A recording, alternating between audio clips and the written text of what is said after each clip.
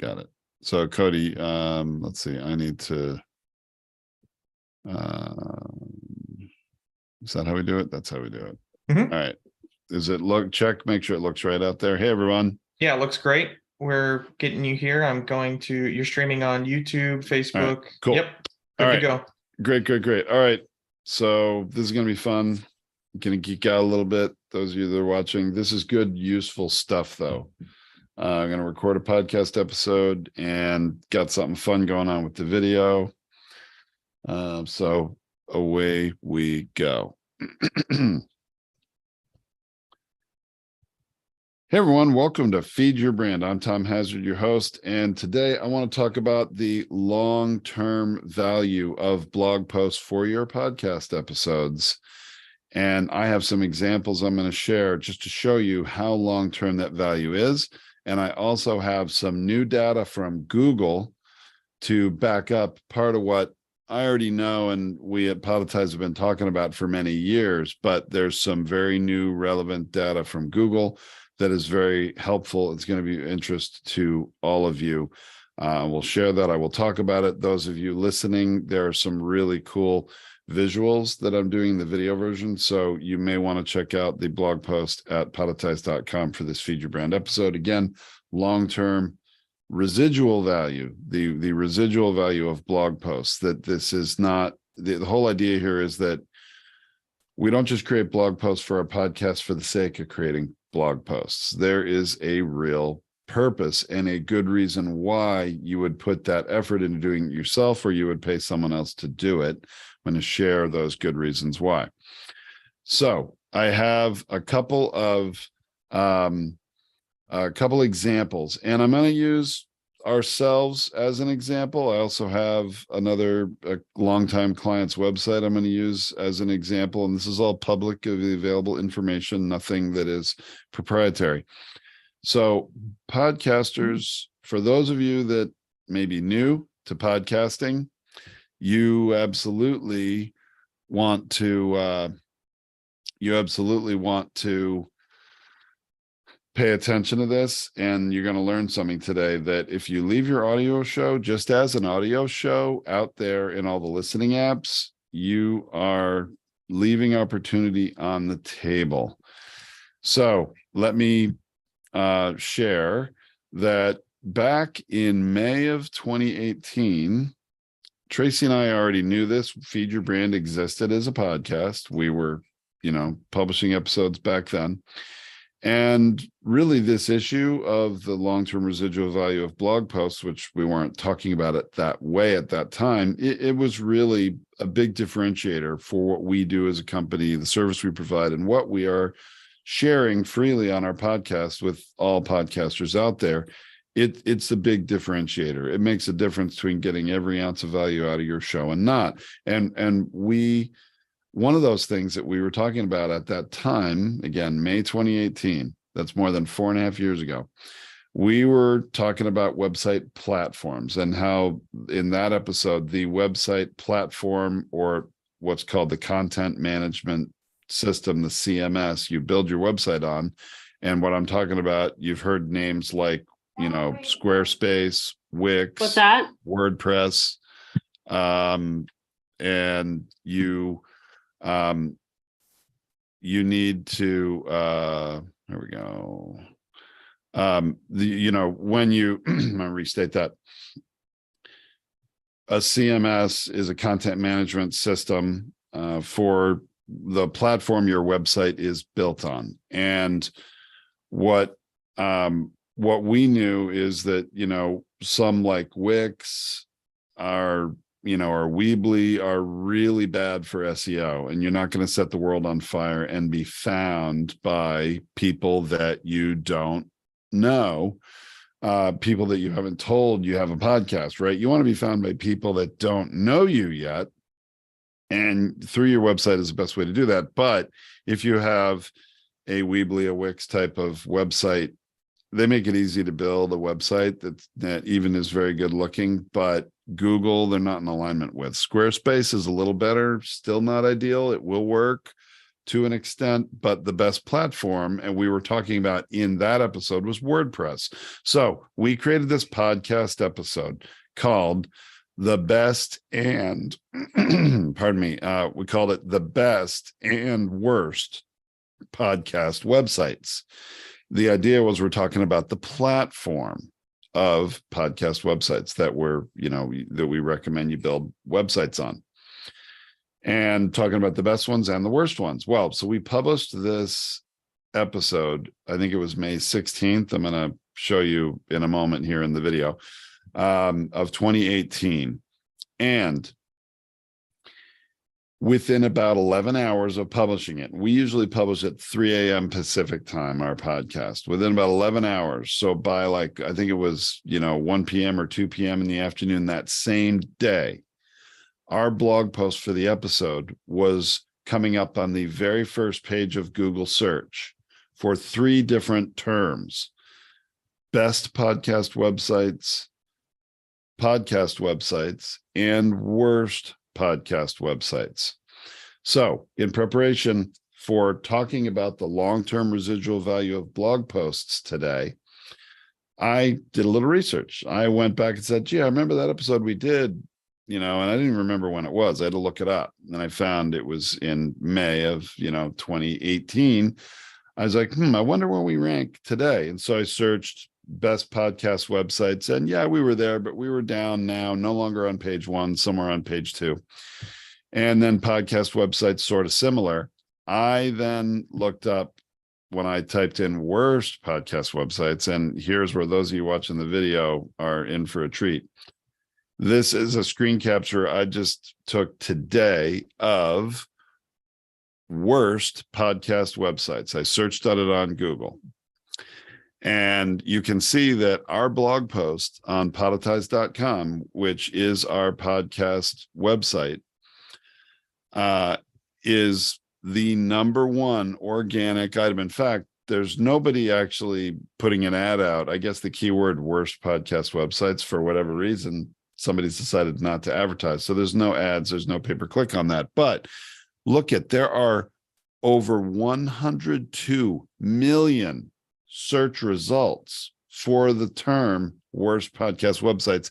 Podetize, this blog post that I'm going to show you in a minute, is the #1 blog post, the #1 organic search result for that term. That's a blog that's 4.5 years old, May 16th, 2018. There's some long-term residual value. And this is why blog creation benefits your podcast long-term residual value, as long as you're going to keep, podcasting. But I'm even going to show you examples where if you pause podcasting, those blogs still have residual value, even if you're no longer podcasting. So we're getting people coming to our website who are typing in worst podcast websites, and they get to our blog, and our blog is about the best and the worst podcast websites. So this is the actual blog on podetize.com today. That episode is so old. It was number 50 in our lineup of episodes, and you can see it has our old Feed Your Brand logo. Those of you that know this show and are current listeners, you've seen our logo. That logo there looks nothing like it. Well, truth be told, that was our old logo, is what we started with. And that green color and the black color there, green, black, and white, we ended up pivoting our show cover art and changing it because Libsyn came out with a podcast called The Feed, and their colors were too similar to ours. So we're like, hey, we need to differentiate ourselves from Libsyn. And so we pivoted and changed our colors, our cover art, our whole logo for our show. But that's what it was at the time. This blog has huge residual value for us. Still 4.5 years later, the #1 search result on the first page of Google for worst podcast websites. That's pretty damn killer. Okay, but as they say on cheesy TV, but wait, there's more. Okay, so I want to share with you So while this is a very good example, an old example, and 4.5 years, I mean, I think if any of us are getting the first page on Google search for a pod episode of our podcast, we'd be thrilled 4.5 years later, right? I'm quite sure we all would be. So, but there's new data from Google that just came out in the summer here of 2022 that talks about search relevancy by type of post you make on the internet. And I'm going to go through this from bottom to top. And so this is, just so you know, the source for this is Google for Creators.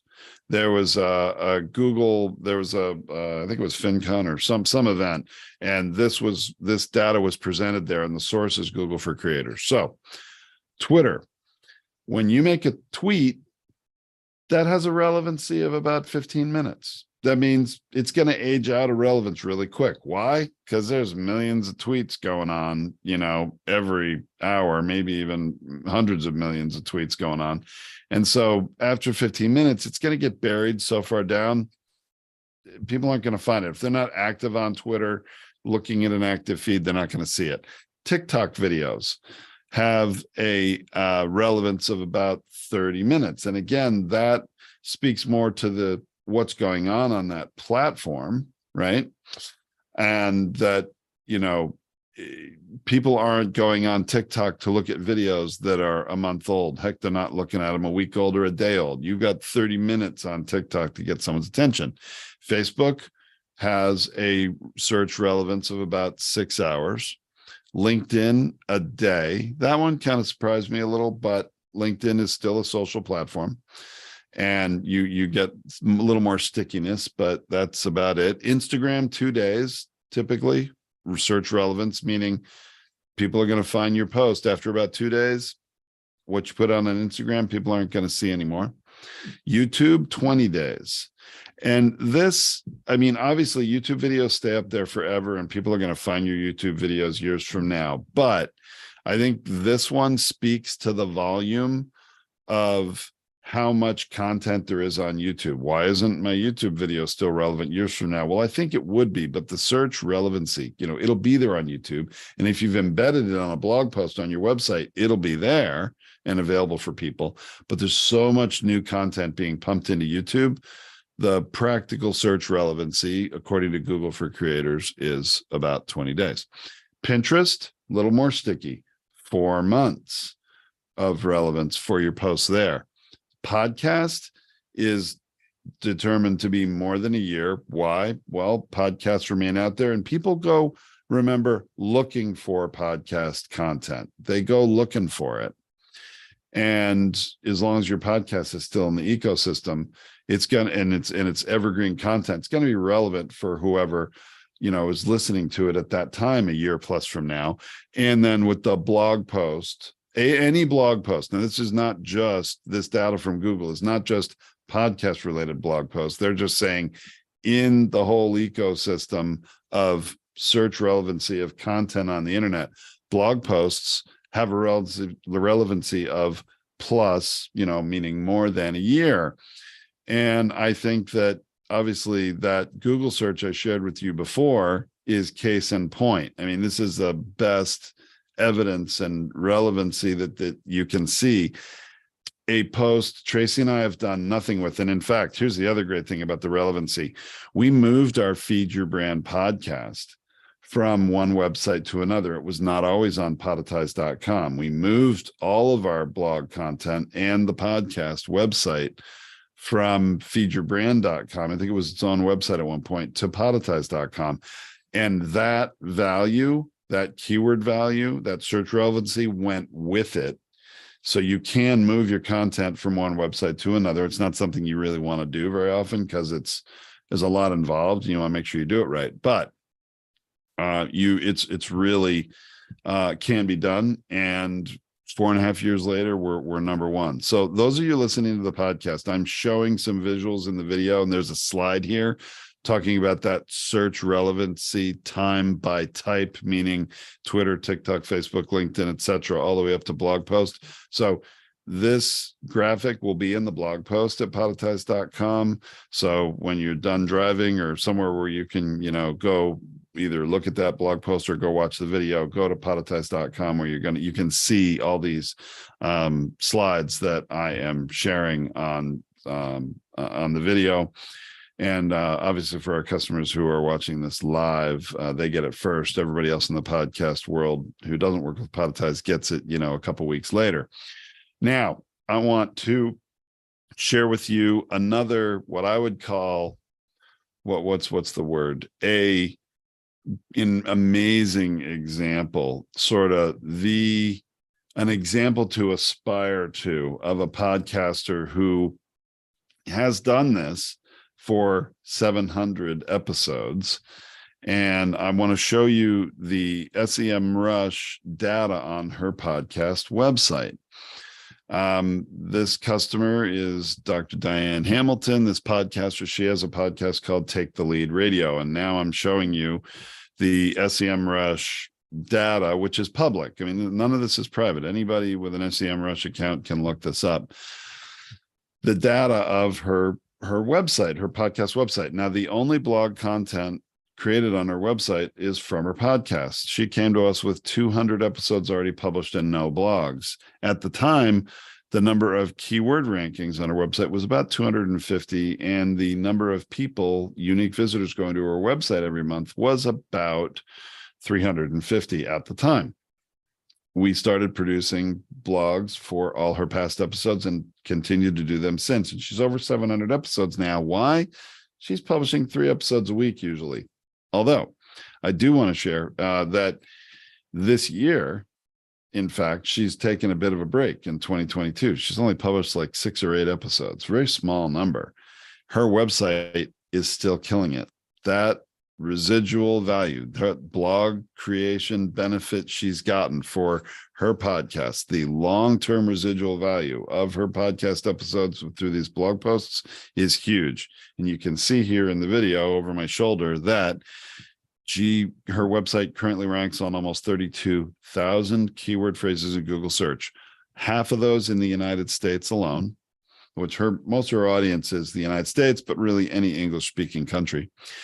And that, all of those keyword rankings on those posts, that attracts, meaning Google is sending people to her website organically through what they search on, over 87,000 people per month, or in the last month anyway. And it can fluctuate, and Google changes its algorithms over time, and keyword rankings go up or down. And then the amount of traffic they send goes up or down. But long term, what we've experienced after we converted 200 episodes, her site ranked on about 10,000 keywords total worldwide. And then she was getting about 20,000 unique visitors to her website in that, after those 200 blogs were created. And then as she kept publishing 3 per week for years, working her way up with hundreds of more posts to today where she has 700, she's been able to take a break, which I think she must be exhausted. I would be after 700 episodes. And actually, I've had my own podcast that got up to about 650, and I've taken a long break.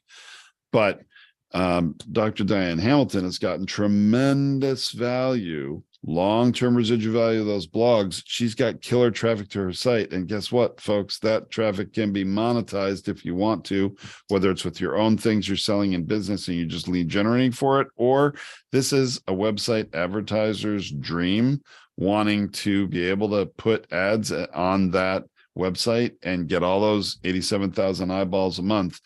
Diane can make some real significant money that way through that traffic. So however you want to monetize, this episode is not talking about monetization. There's, 150 different ways to monetize your podcast once you have the ears and the eyeballs on your website. How you want to is really a business decision and a choice for what is in alignment with your goals. But you got to have the traffic first. You got to have the ears and eyeballs first. So consistency in publishing for a long time will get you there. And creating these long form, comprehensive blog posts. We call them verbal SEO blogs at Podetize. You can go to school on us and learn how to do it. We have free content for that. But we also, as a company, to be perfectly transparent, we do provide those done for you services for customers that would rather pay some money to save time. And here's the proof that it works and it's really good. Now, especially for you new podcasters, I want to share a couple, provide a little value to you and share a couple nuggets of wisdom and experience and information that are relevant to this. Even for those of you that don't yet have blogs, but you may have a lot of episodes. I'm sharing with you a podcast here over my shoulder in the video. And again, there'll be screenshot in the blog. For those of you listening, you can check it out later at podetize.com. But this podcast, Spiritually Hungry, hosted on Podetize. I had a meeting with this client actually just the day before I'm recording this, and that's why it's fresh in my mind. They were wanting to know how they can be found by more of their ideal listeners, and they have over 100 episodes. So the low-hanging fruit right there, because they do have a website, but no blogs. And they're not really utilizing their website effectively. So I shared with them, well, you should create a blog for each of these 100 plus past episodes. You're going to start getting keyword rankings. You're going to get organic traffic from Google search going to your website. This is how more people are going to find your podcast and find your business. And, you know, that's what they're trying to do, lead generate for their organization. So that's tip number one. Tip number two, this one usually flies over the radar of everybody that I talk to. They never considered this. And it's kind of right in front of our faces looking here at this screenshot, which, by the way, this screenshot is of the particular show's listing called Spiritually Hungry on the Apple Podcast app, desktop app. Okay, because I'm on a computer here recording this and streaming to all of you. So notice, I want to draw your attention to the author line. The title of the show is called Spiritually Hungry. It's co-hosted by a couple, Monica and Michael Berg. But what I want to share with you, and any of you that are co-hosts, this is for you. Pay attention. You know, really listen. If you're driving, don't drive off the road, but listen carefully. And if you're watching this, look carefully at the author field. Now I'm talking about keyword value within the listening app. Let's say somebody who knows Monica Berg said, you know, thought to themselves, yeah, I think Monica has a podcast. I bet if I just search her name in my podcast app, I'll find her. And they search on Monica Berg. Guess what? They are not going to find this podcast if they search on Monica Berg. Why? Because I've looked at this listing in detail. Look up there, you'll see nowhere is the last name Berg right after the first name Monica, not only in the author field, but also in the description of the podcast. Everywhere this couple is referred to, it's Monica and Michael Berg. Now, if you know Michael and you search on Michael's name, this podcast will come up in your search. You'll find it. Monica is a ghost in SEO. Think about the bots, the algorithms. They're just searching on keywords, and they will match that term, especially in the podcast listening apps, because they are not the most sophisticated search algorithms and you know, functions of software, not like Google, that sometimes will combine words that are not right next to each other and might give you some results like that. Podcast listening app search functions are not that sophisticated. So the proper way to make sure that Monica Berg will be found, the show will come up in search. When people search on her in the author field, you've got to put Monica Berg and Michael Berg. You got to separate it out. Even though that doesn't roll off the tongue as well, you don't, maybe as the co-host, you don't really like that idea of, you know, communicating that way, and you don't want to represent yourselves that way. Well, I understand that. I understand marketing, and I understand, you know, business decisions. And ultimately, as a podcaster, it's your decision to make. You can represent yourself however you want. You're the king of your own castle in the podcast ecosystem. I'm here to tell you, and what I care about for you and for all of our customers at Podetize is I care about you being found by people that want to find you. You know, people searching on Monica Berg are going to be like, I guess she doesn't have a podcast. Oh, all right. Or maybe it's not on this app, and they go look at another app, and they're not going to find her there either, because all the apps feed from the same data. So when I tell people this, they're like, oh my gosh, I can't believe I didn't know that. Or they sort of, face palm hitting themselves over the head with a feather and get knocked over here, because this is just, it's kind of elementary on the one hand, but on the other hand, most people don't really consider it. This is the difference of SEO for podcasters and long-term residual value. You got to think about these things. It's wonderful to have, a really well-written description that you get an A+ from your English composition teacher. I don't really care about descriptions that are written that way. I mean, the first 2 or 3 sentences, the first paragraph, sure, make that well written. The rest of it, it's all functional.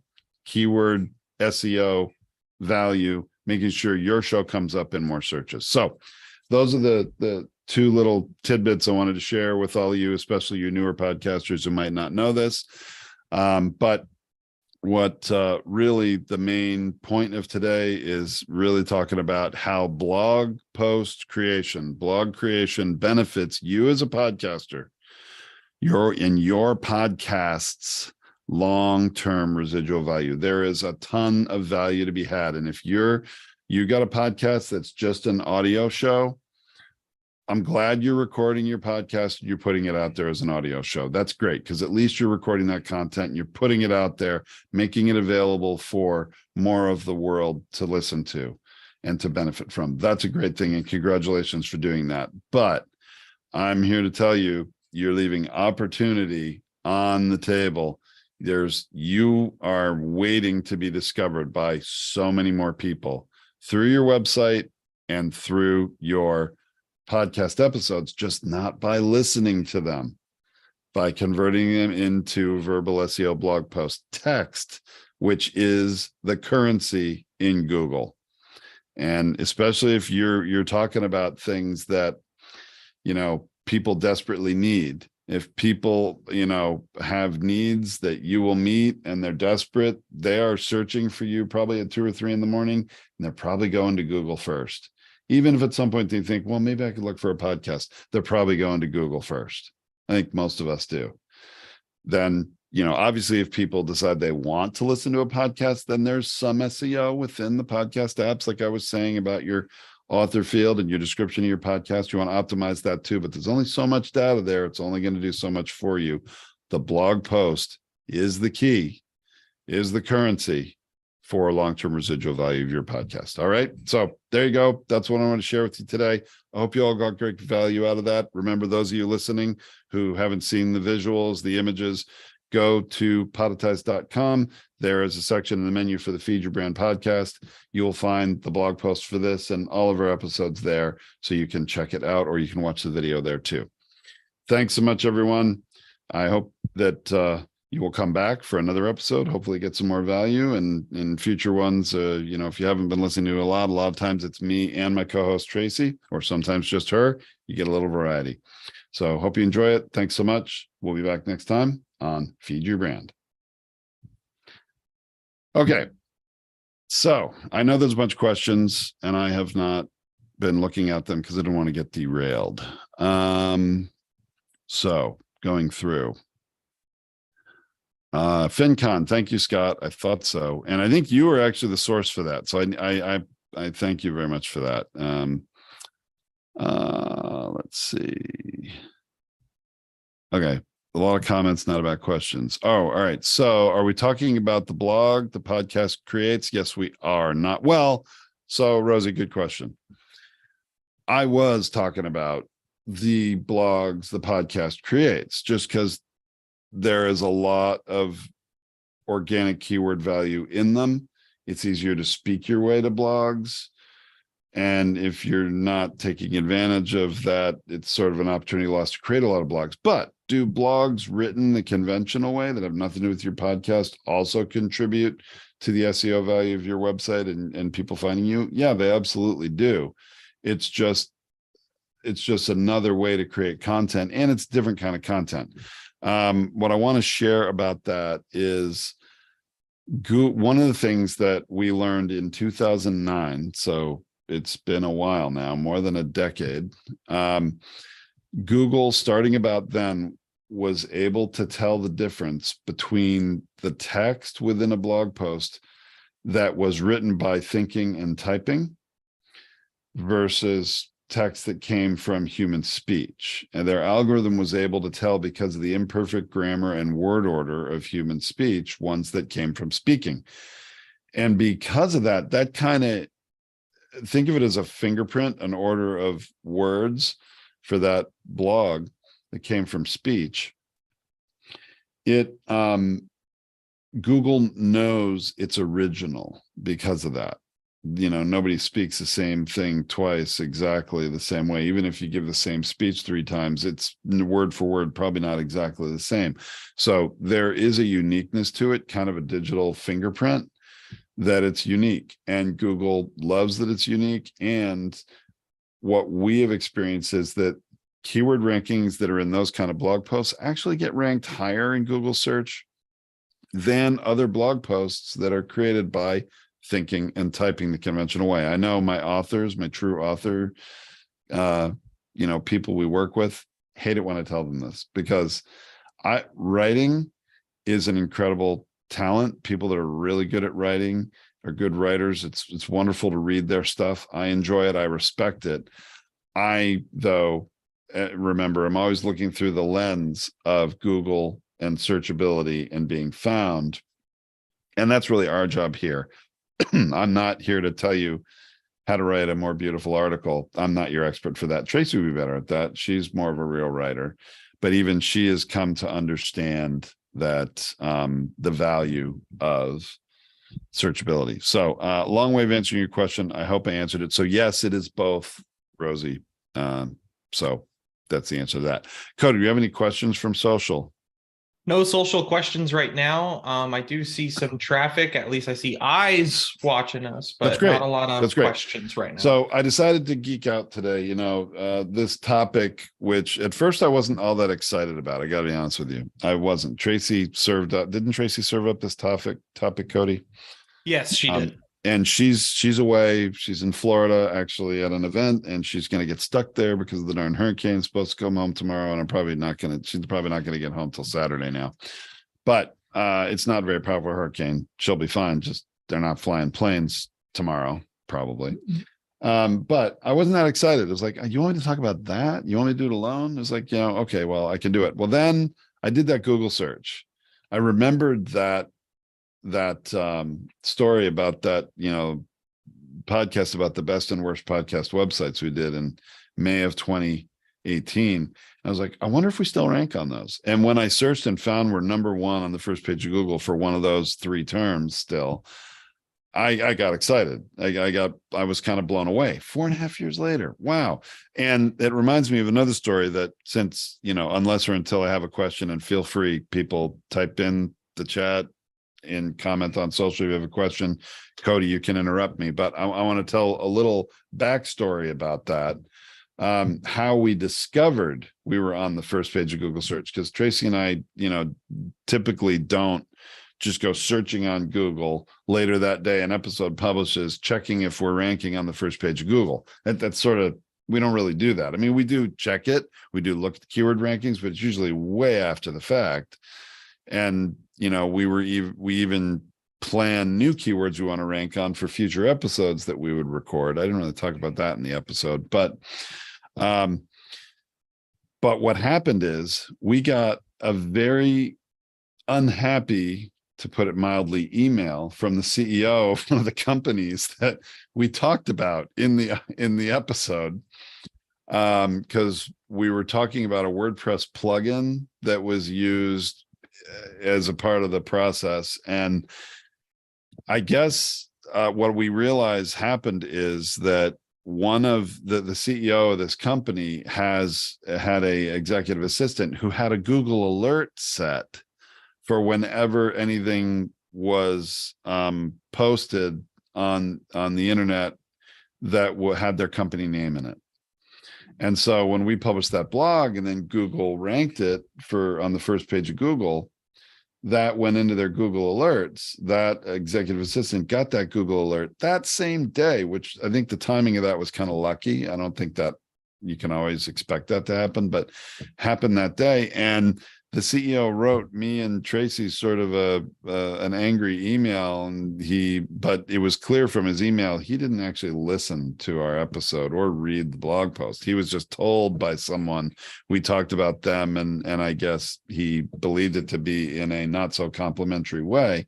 And we went back and listened to it and read what we said and listened to it in the podcast, realized we were actually pretty complimentary about that company and their plugin. We weren't trashing it. We weren't saying don't use it. In fact, we were saying it's a good plugin for a lot of people. It does this or that.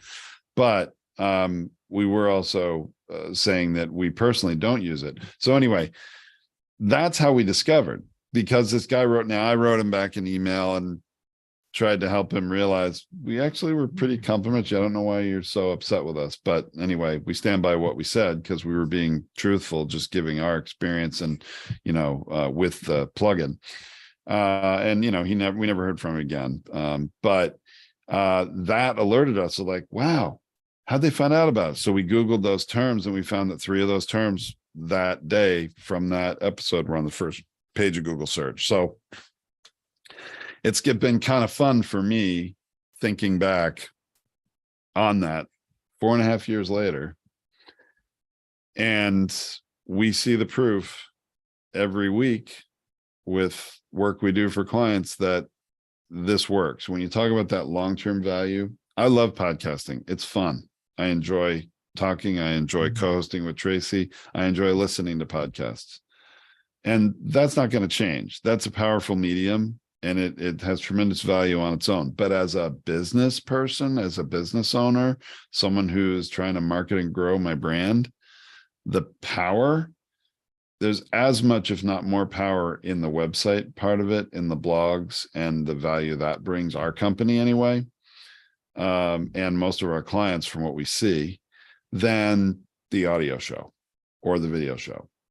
And I think a lot of people experience that too. So that's why we do what we do. So, all right. That was fun for me anyway. I hope you all enjoyed it. Am I missing any questions, Cody? Was there anything in there I missed? Nothing that you're missing. We got Rosie taken care of. Yeah, looks like that's all set. Cool. And Scott was kind of confirming FinCon. That's all I see. But so the other thing I've been playing with is I was using my video toy today. I've talked about this on a past episode, but this whole thing that I do, is kind of it's an advanced software that I use and prepare these kind of presentations ahead of time when I'm gonna share a lot of slides. I don't really want to just share my Zoom screen and then I'm not on the camera engaged with you visually. So I enjoy doing this, and I think it makes for a better presentation. So I had some time today and I did it. Let's see.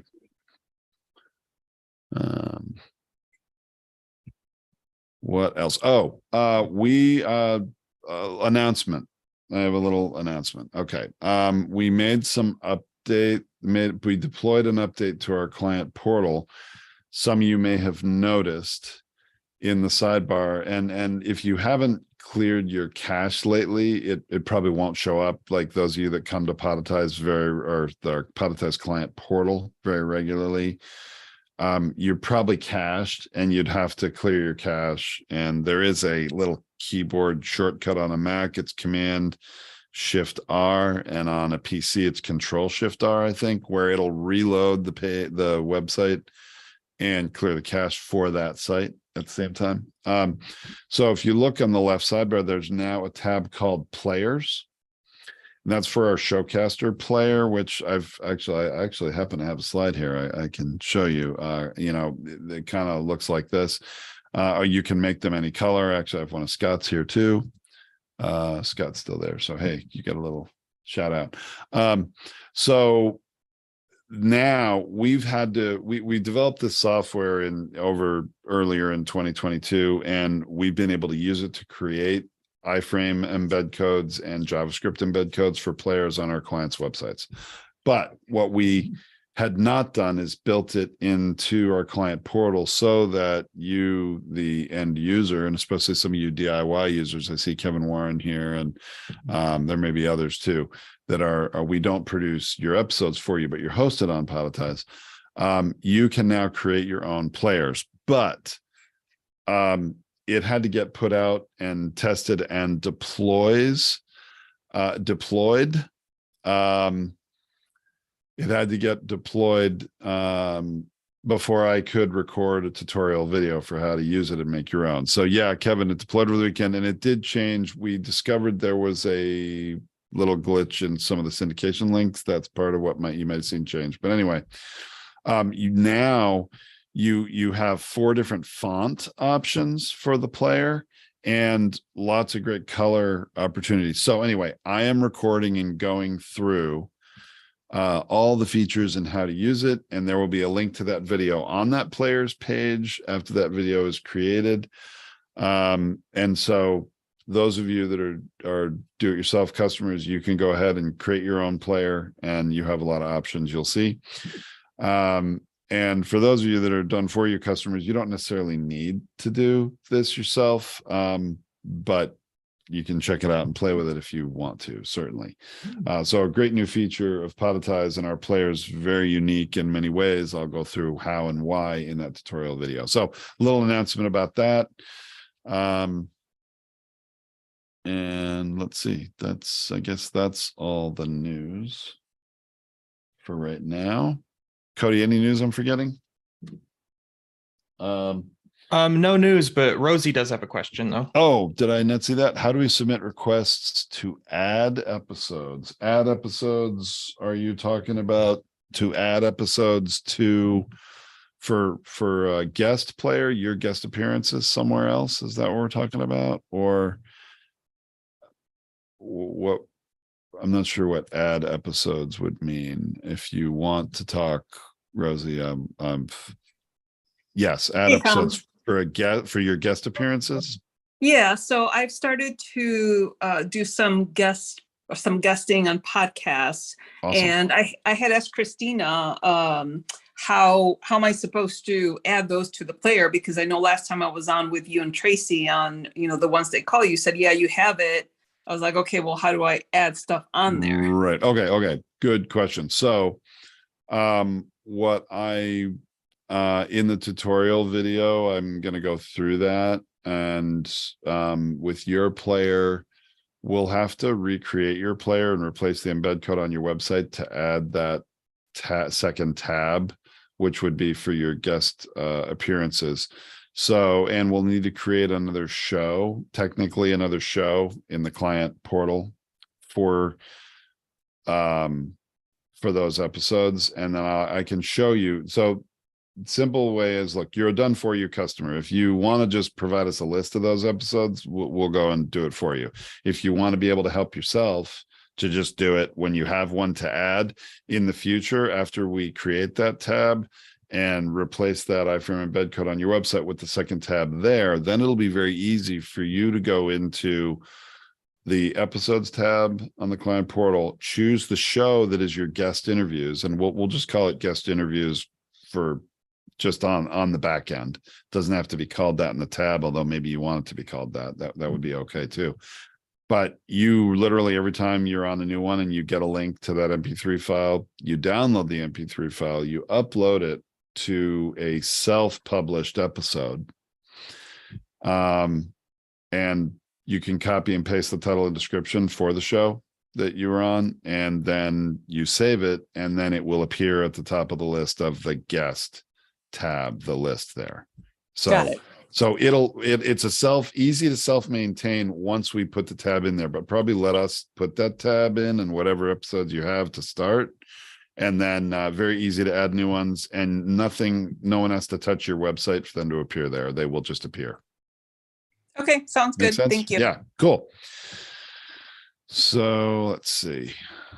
Good question. And that is going to be part of the video, by the way, for those of you, the DIY customers. I'm going to, obviously show you about the options for your player for your episodes you're publishing. But if you have guest appearances and you want to create a second tab in your player, I'll be going through how to do that on that tutorial video. So I'm hoping to record that today and get that out there because everybody needs it. Or a lot of people need it, I think. All right. No more questions still, No more? Tom? Yeah. Okay, cool. I see we have one person attending on Facebook and everywhere else is a little dark. So It's all right. It's all right. Hey, Scott is asking where Tracy is. Tracy is at Board of Advisors. She's at in Sarasota, Florida, where that new hurricane is, although it's striking the really more the east coast of Florida, all the winds and everything are stretching across, and she already added some days to her hotel stay, and because the airline's already told her, we haven't canceled your flight yet, but that's never a good thing when they tell you that. So I think it's inevitable. She's supposed to come home tomorrow evening, and I just don't think that timing's good. I think she's lucky. She'll be lucky to get out Friday. She probably doesn't get back until Saturday. We'll see. Hashtag hurricane party. Yes. Saw that party. Yeah. As soon as I saw that hurricane and where it was going, I'm like, damn it. All right. Well, she'll be on the road longer. Yep. Board of Advisors. And then everything's happening in Florida these days. I don't know why. She's got a crypto and blockchain conference in early December in Miami. So I don't know what's going on with all that stuff in Florida, but there you go. Probably really easy to book events in Florida. Crypto died. It's a crypto died party. Yeah. Tracy's interest is not cryptocurrency. It's for our company and blockchain because of things we're doing. That's her interest in that. So yeah, welcome to South Florida. Thank you. Yep.